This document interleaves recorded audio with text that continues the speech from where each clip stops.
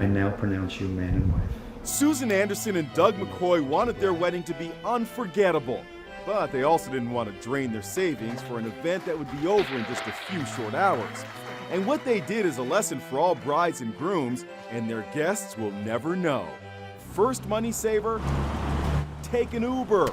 Uber's a lot cheaper for me, no limo. Doug, will you take Susan to be your wife? Instead of hiring a pastor for, say, $300, ask a loved one to be ordained for the day. Susan and Doug did that by asking Susan's stepdad, Rich, who happens to be an ordained minister. I just knew that it would be an amazing ceremony, and it was also a great way to save money. And who says you need to spend thousands of dollars on a florist?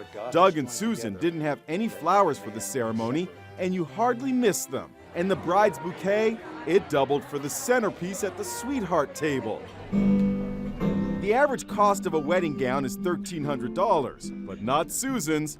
Hers was totally free, thanks to her best friend Emily, who lent her wedding gown. I just asked her, and she's like, yeah, that'd be great. It's just in storage. Nobody's using it. So. Yeah, I'm so happy that she gets to share it, and it makes us closer. And how about that gorgeous cake? Sure looks like a $2,000 masterpiece, but Doug and Susan have a secret.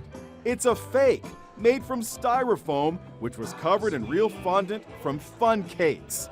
Notice there's a trap door in the bottom tier where you put a slice of real cake for the cake cutting ceremony. After we cut the cake, they'll actually take the cake to the back, and the guests presumably will think that they're actually cutting this cake, but they're actually cutting the sheet cakes, and then those will be plated and served to the guest. The cost?